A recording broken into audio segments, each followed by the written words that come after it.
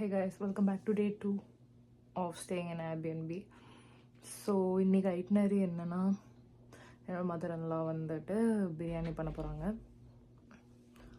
அதுக்கப்புறம் இன்றைக்கி நாங்கள் சும்மா கொஞ்சம் scenic ஸ்பாட்ஸ்லாம் போய் விசிட் பண்ண போகிறோம் இந்த ஜாஸ்பர்ன்ற ஊரில். அவ்வளோதான். திரும்ப ரிட்டன் வந்துட்டு we are gonna cook lobster. My husband is making lobster.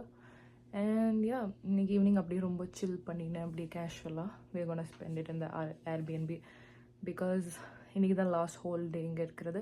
நாளைக்கு காலையில் 11 AM செக் அவுட் பண்ணணும். So come along and have fun with me. So நீங்கள் யோசிக்கலாம், கேட்கலாம், பூஜா இன்றைக்கி உன்னோட பார்ட்டிசிபேஷன் என்னென்னு. என்னோடய பார்ட்டிசிபேஷன் இன்றைக்கி வந்து ஹெல்ப் பண்ணுறது, கட் பண்ணுறது, க்ளீன் பண்ணுறது, அதுக்கப்புறம் வீடியோ எடுக்கிறது, இந்த மாதிரி பேசுகிறது, இதெல்லாம் தான். நம்ம வந்து ஒரு assistant chef. Come along and enjoy this video or vlog with me. Let's go.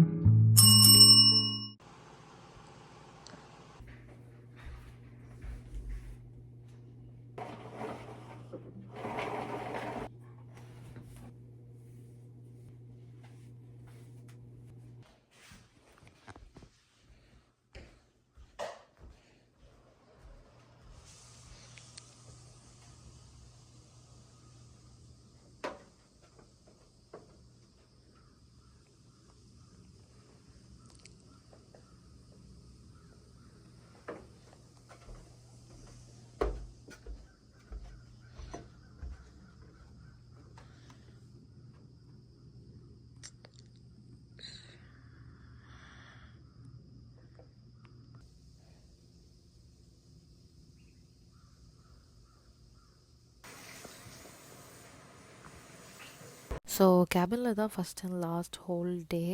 அதனால் மார்னிங் கொஞ்சம் சீக்கிரமாகவே எழுந்திரிச்சிட்டோம். ஸோ தட் வெளியே கொஞ்சம் நேரம் உட்காந்து அந்த காம்னஸ் என்ஜாய் பண்ணலாம் சொல்லிட்டு. ஸோ கொஞ்சம் நேரம் கழித்து ஐ காட் ரிஃப்ரெஷ்ட். அந்த ஃபாரஸ்ட்டில் இப்போதைக்கு நம்ம மட்டும்தான் இருக்கிறனால ரொம்பவே பீஸ்ஃபுல்லாக, ரொம்ப காமாக இருந்துச்சு. மைண்ட் அண்ட் பாடி ரிலாக்ஸ் பண்ணுறதுக்கு I would say this is a perfect place to stay. So refresh பண்ணியாச்சு, மாய்ஸ்சரைசர் எல்லாம் போட்டாச்சு. இப்போது it's time to make some coffee. நான் ஆல்ரெடி போன வீடியோவில் சொன்ன மாதிரி நாங்கள் எல்லா இன்க்ரீடியன்ஸுமே வீட்டிலேருந்தே கொண்டு வந்துட்டோம். Because it's just 2 hours from our home. In case நீங்கள் அந்த வீடியோ பார்க்கலன்னா நான் லிங்க்கும் இதில் போட்டு விடுற மேலே அதை மறக்காமல் போய் அந்த வீடியோவை வாட்ச் பண்ணுங்கள். Also it was so sweet of this cabin to provide all mugs, utensils எல்லாமே. கேபினை பொறுத்த வரைக்கும் நம்ம க்ராசரி இன்க்ரீடியன்ஸ் மட்டும் கொண்டு வந்துட்டால் போதும். அதை தாண்டி எல்லாமே அவங்க ஆல்ரெடி கொடுத்துருப்பாங்க. ஸோ நம்ம வேறு எதுவுமே கொண்டு வர வேண்டாம். ஆல்சோ இந்த மாதிரி இடத்துல நம்மளோட இந்தியன் காஃபி குடிக்கிறதோட ஃபீலே வேறு லெவல் தான். இது ஏன் சொல்கிறேன்னா, யூஸ்வலாக இவங்க பிளாக் காஃபி அந்த மாதிரி தானே குடிப்பாங்க. நம்ம இந்தியன் காஃபி அடிச்சுக்கிறதுக்கு எதுவுமே கிட்ட வர முடியாது. எவ்வளோ க்ரீனாக அழகாக இருக்குது. இது எல்லாமே ஜஸ்ட் 1 monthக்கு தான். 1 monthக்கு அப்புறம் என்ன அப்படின்னு கேட்டால் இட்ஸ் ஃபால் சீசன். அதாவது ட்ரீஸ் எல்லாம் லீவ்ஸை வந்து ஷெட் பண்ணுற சீசன். ஸோ அந்த டைமில் ட்ரீஸ் எல்லாம் கலராக ஆரஞ்சு, ரெட், எல்லோ அந்த மாதிரி கலரில் மாறின்னு இருக்கும். அதை பார்க்கவே ரொம்ப அழகாக இருக்கும். சொல்லப்போனால் இந்த மாதிரி க்ரீனரியாக இருக்கிறத விட அந்த மாதிரி ஃபால் சீசனில் தான் எனக்கு தெரிஞ்சு இந்த மாதிரி கேபின்ஸ்லாம் ஓவர் புக்ட் ஆகும். அதுக்கப்புறம் சொல்லவே வேணாம், வின்டர் ஒன்றுமே இருக்காது லீவ்ஸ்லாம். லஞ்சுக்கு பிரியாணினால கொஞ்சம் நேரம் ஸ்விங்கில் டைம் பாஸ் பண்ணிவிட்டு we started making biryani. So இன்றைக்கி நாங்கள் பிரியாணிக்கு குக்கர் எல்லாம் கொண்டு வந்துட்டோம். So we are adding oil.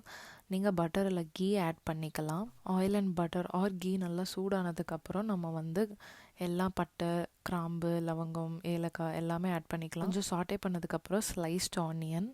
இது என்னோட மதர்ல ரெசிபி. ஸோ மெஷர்மெண்ட்ஸ் வந்து நான் ஞாபகம் வச்சுக்கல. ஆனியன் நல்லா கோல்டன் ப்ரௌன் ஆனதுக்கப்புறம் டொமேட்டோஸ் ஆட் பண்ணிக்கலாம். டொமேட்டோ போட்டதுக்கப்புறம் we can add a pinch of a teaspoon of salt because அந்த சால்ட் வந்து ஆனியன் டொமேட்டோ ஈஸியாக வதங்குறதுக்கு ஹெல்ப்ஃபுல்லாக இருக்கும். எனக்கு இந்த பிரியாணி ரொம்ப பிடிக்கும். பட் எனக்கு ஏன் தெரியல, ஒரு 1 year எனக்கு இந்த ஹைதராபாடி ஸ்டைல் பிரியாணி ரொம்ப ரொம்ப பிடிக்க ஆரம்பிச்சிருச்சு.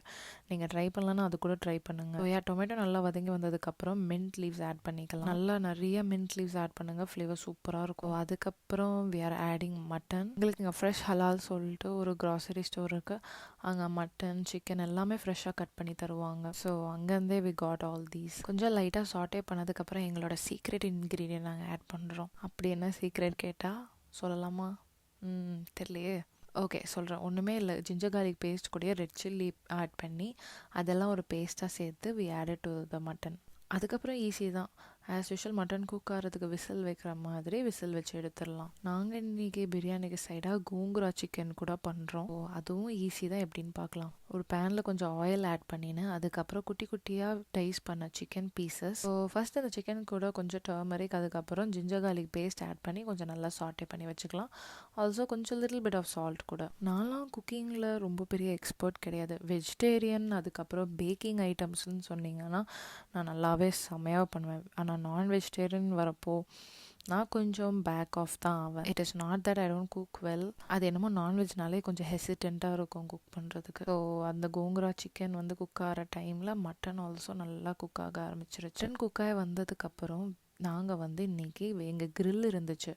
ஸோ grill ஆல்ரெடி கேபினில் ப்ரொவைட் பண்ணியிருந்தாங்க. அங்கே வந்து பிரியாணியை தம் வைக்கலாம் சொல்லிட்டு அதுக்காக நாங்கள் கொண்டு வந்த கோல் வச்சு லெட் பண்ண ஆரம்பிச்சிட்டோம். மட்டன் பாருங்கள் செம்மையாக குக் ஆகி இருக்குது. ஆனால் நான்லாம் மட்டன் 1-2 பீஸ் மேலே சாப்பிட்ற ஆளே கிடையாது.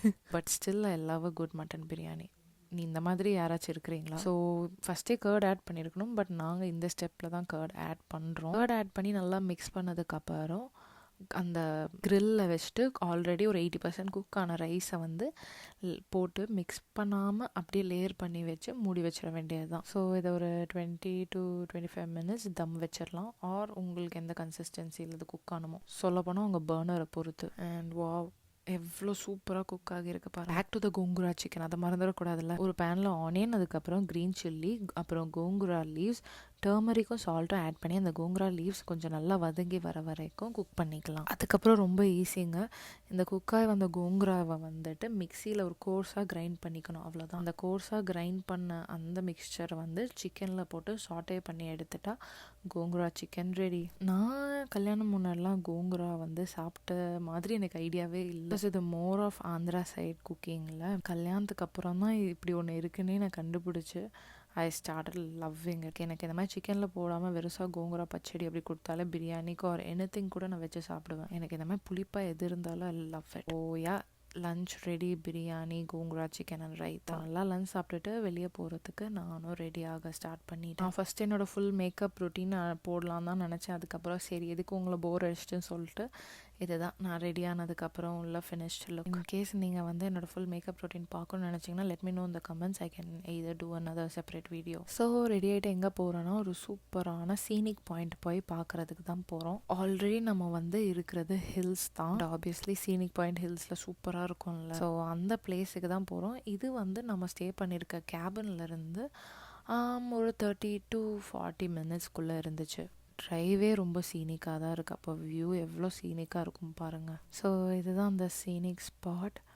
செம்மையாக இருந்துச்சு இன் பர்சன் பார்க்குறப்ப. ஃபோனில் அதை ரிஃப்ளெக்ட் ஆகிறத விட. ஆல்சோ இந்த பிளேஸ் நான் ஃபஸ்ட்டே சொன்ன மாதிரி ஃபால் சீசன் அப்போது வேறு லெவலில் இருக்கும். ஃபுல் அண்ட் ஃபுல் எல்லா ட்ரீஸும் கலர்ஸில் ஃபில் ஆகிருக்குமா. ஸோ பார்க்கவே ரொம்ப ரொம்ப பியூட்டிஃபுல்லாக இருக்கும். மேபி ஃபால் அப்போது வந்து இந்த வீடியோ போட்டால் உங்களுக்கு இன்னும் தெரியும் போல். ஸோ இன்னும் பெட்டர் வியூக்கு இந்த ஸ்டேர்ஸை கிளைம் பண்ணி இந்த டெக்லேருந்து வி சா. ஆல்சோ இன்னும் நான் நோட் பண்ணது என்னென்னா இங்கே நிறைய பைக்கர்ஸ் வராங்க.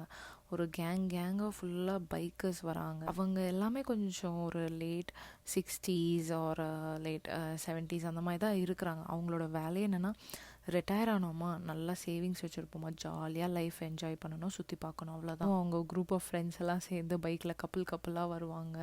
பார்க்கவே ரொம்ப ப்ரிட்டியாக இருக்கும். ஸோ இந்த டெக்கு கீழே ஒரு மர்ச்சன்டைஸ் ஸ்டோர் மாதிரி இருந்துச்சு. நிறைய ஆன்டிக் ஸ்டஃப்ஸு, அதுக்கப்புறமேட்டு இந்த ஸ்டேட்டோட ரிலேட்டட், ஊரோட ரிலேட்டட் கப்ஸு, அப்புறமேட்டு இந்த சூவ்னியர்ஸ் எல்லாமே வச்சுருந்தாங்க. இங்கே குட்டியாக ஒரு ரவுண்ட் அடிச்சுட்டு நாங்கள் நெக்ஸ்ட் ஒரு ஸ்பாட்டுக்கு வந்து கிளம்பிட்டோம். ஆல்சோ நாங்கள் நெக்ஸ்ட்டு போகிற ஸ்பாட் வந்து நானும் ரேவும் ஒரு 2 years முன்னாடியே ஃபால் அப்போது வந்து இந்த ஃபால் கலர்ஸ் பார்க்கலாம் சொல்லிட்டு லாஸ்ட் மினிட் பிளான் பண்ணி வெயிட் அந்த க்ரீன் பைக்கில் வந்து ஓட்டுறது ஒரு லேடி.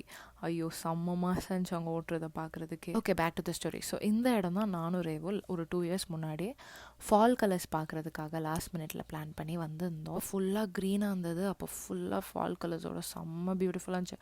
நான் இங்கே இமேஜ் இன்சர்ட் பண்ணுறேன். ஸோ இப்படி தான் இருக்கும் ஃபாலில் ஃபுல்லாக கலர்ஸ் வச்சு. இன்னும் 2 years முன்னாடி ஒரு 1 month தள்ளி வந்திருந்தா இன்னும் பிரைட் ஃபால் கலர்ஸ் இருந்திருக்கும். மேபி இந்த டைம் அகைன் பிளான் பண்ணலாம். கொஞ்ச நேரம் நல்லா என்ஜாய் பண்ணிவிட்டு we headed back to the cabin. Fact என்னென்னா இப்போ செகண்ட் போன சீனிக் ஸ்பாட்லேருந்து ஒரு ஹாஃப் அன் ஹவர் அட்லீஸ்ட் நம்மளுக்கு டவரே இருக்காது, சிக்னல் சுத்தமாக இருக்காது. ஸோ மேப் எதுவுமே ஒர்க் ஆகாதனால நம்ம வந்த வழியை ஞாபகம் வச்சுட்டு நம்ம வர வேண்டியது. வந்து கேபின்லேருந்து கீழே போகிற ரோடு அது செம்ம ஸ்டீப்பாக இருக்கும்.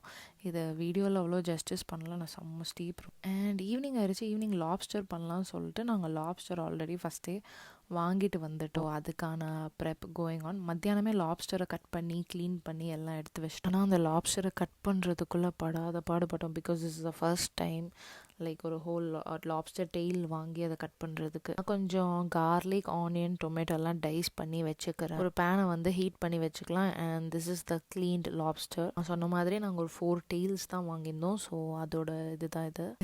எந்த பெரிய ரெசிபியும் நாங்கள் ஃபாலோ பண்ணல. லைக் நம்மளுக்கு தெரிஞ்ச அந்த இந்தியன் இன்ஸ்டிங்ஸ் வச்சு நாங்கள் வந்து குக் பண்ணோம். ஸோ இதை பார்த்து நீங்கள் எக்ஸாம்பிள் எடுத்துக்கலாம். ஒரு பேனில் பட்டர் ஆட் பண்ணிக்கலாம். அதுக்கப்புறம் கொஞ்சமான இந்தியன் ஸ்பைசஸ் ஆட் பண்ணிக்கலாம். இன்றைக்கி வந்து க்ளோஸ், அதுக்கப்புறம் ஃபெனல் சீட்ஸ் ஆட் பண்ணுறோம். அது கூடயே டைஸ் பண்ணி வச்சுருந்த ஆனியன் ஆட் பண்ணி அது நல்லா சாட்டே ஆகிற வரைக்கும் குக் பண்ணிக்கலாம். அண்ட் இதுதான் ப்ரூஃப் நானும் குக் பண்ணுறேன்னு சொல்லிட்டு. Okay, coming back to the recipe. So இது கூடயே கொஞ்சம் க்ரீன் சில்லிஸ் ஆட் பண்ணிக்கலாம். அண்ட் அதுக்கப்புறம் நம்ம நல்லா ஹேண்ட்ஃபுல்லாக கட் பண்ணி வச்சுருந்த, தட் இஸ் டைஸ் பண்ணி வச்சுருந்த கார்லிக் ஆட் பண்ணிக்கலாம். கார்லிக் எப்போவுமே இந்த சீ ஃபுட்டுக்கு வந்து நல்ல ஒரு ஃப்ளேவர் கொடுக்கும். ஸோ அதனால் நல்லா கார்லிக் ஆட் பண்ணிக்கிட்டால் இன்னும் கொஞ்சம் நல்லா தான் இருக்கும். நான் சொன்னேன்ல, இந்த ரெசிபிக்கு வந்து ஒரு எங்கேயுமே நாங்கள் பார்த்து பண்ணாதனால it's just our own recipe.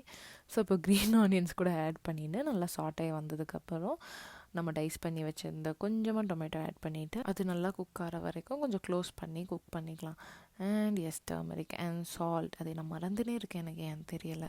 அது குக் ஆகிற மீன் டைமில் நான் வந்து கார்ன் வந்து க்ரில் பண்ணுறதுக்கு பீல் பண்ணி வச்சுட்டேன். ஆனியன் டொமேட்டோலாம் நல்லா குக் ஆகி வந்ததுக்கப்புறம் கொஞ்சம் க்ரீன் சில்லிஸ் ஆட் பண்ணி கொஞ்சம் நல்லா சாட்டே பண்ணி எடுத்துக்கலாம். கொஞ்சமாக வாட்டர் கூட ஆட் பண்ணிக்கலாம். இது வாட்டர் ஆட் பண்ணதுக்கப்புறம் நம்ம கட் பண்ணி வச்சுருந்தா லாப்ஸ்டர் ஆட் பண்ணிட்டா அவ்வளோதான். செம்ம ஈஸியான லாப்ஸ்டர் கறி ரெடி. ஸோ ஆனால் லாப்ஸ்டர் குக் ஆகிற வரைக்கும் வெயிட் பண்ணணும்ல. ஸோ லாப்ஸ்டர் குக் ஆகிற வரைக்கும் வெயிட் பண்ணிவிட்டு அதை கார்னிஷ் பண்ணுறதுக்கு கொரியாண்டர், அதுக்கப்புறம் கொஞ்சம் பட்டர் போட்டு கார்னிஷ் பண்ணிக்கலாம். இதை நீங்கள் வெறுசாவும் சாப்பிட்லாம், ரைஸ் கூடயும் சாப்பிட்லாம். It's up to you. இப்போ ஒன்றுமே இல்லை, ரேவ் வந்து கொஞ்சமாக பெப்பர் ஆட் பண்ணுது. And then is going ahead to the Cornish. Recipe என்னமோ நம்ம இன்ஸ்டிங்க்டை ஃபாலோ பண்ணியிருந்தா கூட வேறு லெவலில் வந்துச்சு லாப்ஸ்டர். நிஜமாகவே ரொம்ப ரொம்ப நல்லா இருந்துச்சு. அதுவும் இந்த மாதிரி ஒரு கேபினில் ஒரு ஃபாரஸ்ட்டு நடுவில் உட்காந்து இந்த மாதிரி லாப்ஸ்டர் குக் பண்ணி சாப்பிட்ற ஃபீல் சூப்பராக இருந்துச்சு. லாப்ஸ்டர் மட்டும் இல்லை, மத்தியானம் அந்த பிரியாணி கோங்குற ஆல்சோ இட் வாஸ் லைக் வேறு லெவல். அவங்களே க்ரில் வந்து ப்ரொவைட் பண்ணியிருந்தது வந்து ரொம்பவே யூஸ்ஃபுல்லாக இருந்துச்சு. அதனால் என்னோடய ஃபேவரட் கார்ன் வந்து I started grilling with some I forgot the name of that pepper. இந்த கேபினும் ரொம்ப கன்வீனியண்ட்டாக இருந்துச்சு. பிகாஸ் அவங்க எல்லாமே நம்மளுக்கு ரொம்ப ஈஸியாக எல்லாம் போட்டிருந்தாங்க. எல்லா இடத்துலையுமே வந்து ஒரு நோட்டீஸ் மாதிரி ஸ்டிக் பண்ணி வச்சுருந்தாங்க. நம்ம டூஸ் அண்ட் டோன்ட் மாதிரி இந்த ஃப்ரிட்ஜ் பின்னாடி பார்த்தா கூட உங்களுக்கு தெரியும் எந்தெந்த ஸ்விட்ச் எதோ ஆப்ரேட் பண்ணணும், ட்ராஷ் எப்படி டிஸ்போஸ் பண்ணணும், வெக்கேட் பண்ணுறதுக்கு முன்னாடி நம்ம என்னென்னலாம் ஸ்டெப்ஸ் ஃபாலோ பண்ணிட்டு போகணும். ஸோ க்ளீன் பண்ணுறதுக்கு ஆளுங்க கன்ஃபார்ம் வருவாங்க தான், பட் நம்மளே ஒரு 80% க்ளீன் பண்ணிட்டு போகணும். ஸோ அதுதான் யூஸ்வலாகவே இந்த யூஎஸ் ஃபுல்லாக உள்ள கேபினோட ரூல்ஸாக இருக்கும். டே பார்க்க ரொம்ப சிம்பிளாகவே இருந்திருந்தாலும் கொஞ்சம் டயரிங்காக தான் இருந்துச்சு. Because full of cooking, going out எல்லாமே. ஸோ கொஞ்சம் நேரம் வெளியே டைம் ஸ்பெண்ட் பண்ணிவிட்டு, ஃபேமிலி கூட டைம் ஸ்பெண்ட் பண்ணிவிட்டு I got refresh to go back and sleep. எல்லா யூடியூபர்ஸும் இல்லை யூடியூப் vlog போடுறவங்களும் சொல்கிற மாதிரி நான் போடுற வீடியோஸ் இல்லை ஷார்ட்ஸ் பிடிச்சிருந்துச்சுன்னா மறக்காமல் லைக் பண்ணுங்கள், கமெண்ட், சப்ஸ்கிரைப் பண்ணுங்கள், ஷேர் பண்ணுங்கள். அண்ட் அந்த பெல் நோட்டிஃபிகேஷனை டர்ன் ஆன் பண்ணுங்கள். ஸோ தட் நான் எப்போ போஸ்ட் பண்ணாலும் உங்களுக்கு நோட்டிஃபிகேஷன் வரும். And you can come watch my videos. Sometimes இந்த லைன் சொல்கிறதுக்கே கொஞ்சம் கிரிஞ்சாக தான் இருக்குது, பட் என்ன பண்ணுறது. ஸ்கின்னை வந்து ப்ரெப் பண்ணியாச்சு, கொண்டு வந்த ஒரே ஒரு ப்ராடக்ட்டை வச்சுட்டு. சேடாக இருக்குது because this is my last day here. கொஞ்சம் பயமாகவும் இருந்துச்சு பிகாஸ் நம்மளுக்கு இந்த ஃபாரஸ்ட்டில் வந்து ஸ்டே பண்ணுறதெல்லாம் புதுசாக இருந்துச்சு. கேபின் வாஸ் வேறு level and I enjoyed it a lot. But next I want try a ocean view cabin. So let's see. Thank you for watching. மறக்காமல் அந்த சப்ஸ்கிரைப் பட்டனை கிளிக் பண்ணுங்கள். I keep posting videos about life in US, cooking, அதுக்கப்புறம் ஒரு chill vlog. So இதெல்லாம் miss பண்ணக்கூடாதுன்னா கண்டிப்பாக subscribe பண்ணி தான் ஆகணும். Okay, anyway see you guys in the next video. Bye bye.